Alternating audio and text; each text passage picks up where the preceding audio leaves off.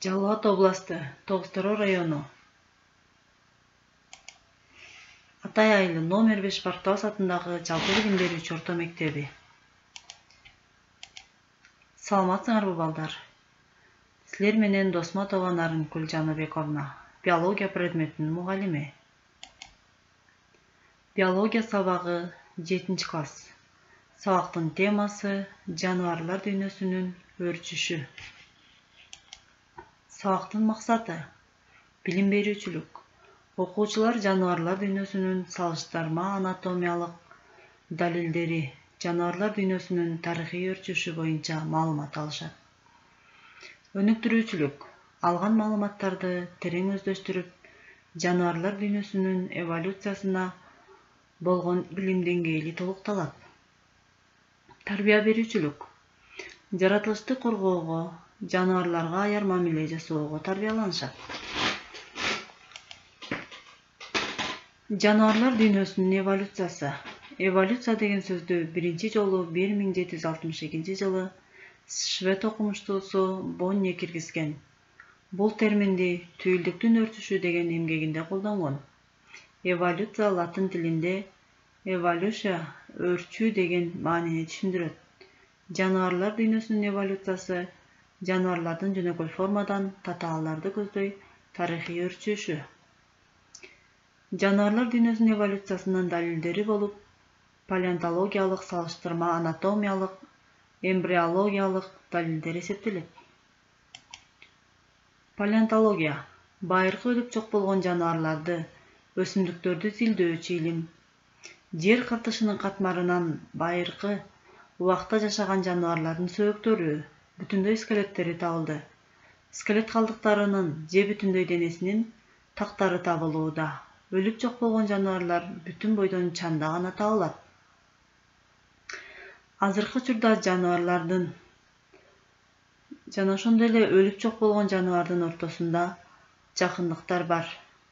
Буга өтмө формадагылар деп аталуучу табылгалар мисал боло алат. Мисалы, алгачкы канаттуу Archaeopteryx сойлоочулар менен канаттуулардын ортосундагы өтмө форма болуп саналат.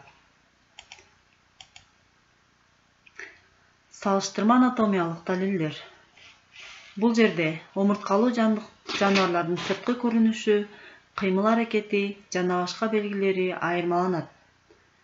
Буга карабастан алардын түзүлүшү жана органдарынын орун алышы кызматы боюнча окшош. Мисалы, омурткалуу жаныбардын алдыңкы буттары ар түрдүү кызматтарды аткаргандыгына байланыштуу бир топ өзгөргөн, бирок алар тектеш сөөктөрдөн турат. Түпкү тегинин келип чыгышынын бирдейлиги ачык көрсөтөт. Жарганаттын астыңкы колу. Бул жерде балыктардын астыңкы колу, сүзгүчтөрү.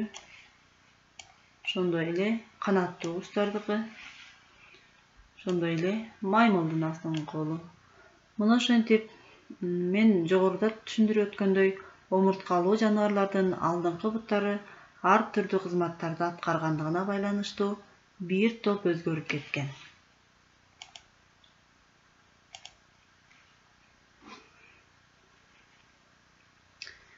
Эмбриология.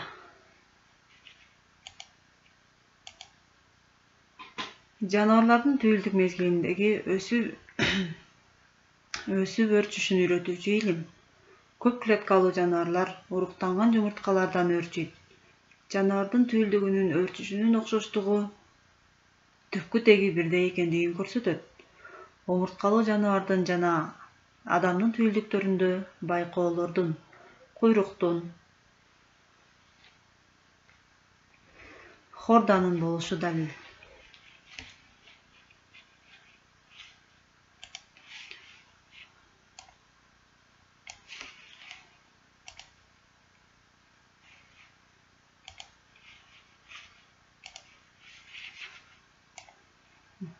Бул жерде бакалоорлору, ошондой эле хордасы.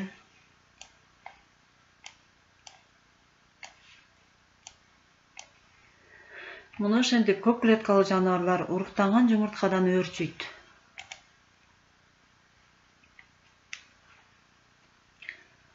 Омурткалуу жаныбарлардын жана адамдын түйлүктөрүндө бакалоордун, куйруктун, хорданын болушу далил. Бир клеткалуу жаныбарлардын келип чыгышы алгачкы тиричилик деңизинде пайда болуп, жандыктар эң майда ыйла акча түрүндөгү бүртүкчүлөргө окшош болгон. Алардын вакуол, ядро жана башка бөлүктөрү болгон эмес. Айлана чөйрөдөгү аш болумдуу органикалык заттарды пайдаланып өсүп көбөйүшкөн. Табигый тандалуунун натыйжасында алардан алгачкы бир клеткалуу жандыктар жаралган. Алгачкы бир клеткалуу жаныбарлардан азыркы кездеги шапалактуулар, инфузориялар, споралуулар келип чыгышкан. Бир клеткалуу жаныбарлардын келип чыгышы эң жөнөкөйлөрдөн ичеги көңдөйлүүлөр келип чыккан. Жалпак курттардын келип чыгышы ичеги көңдөйлүүлөр менен байланыштуу.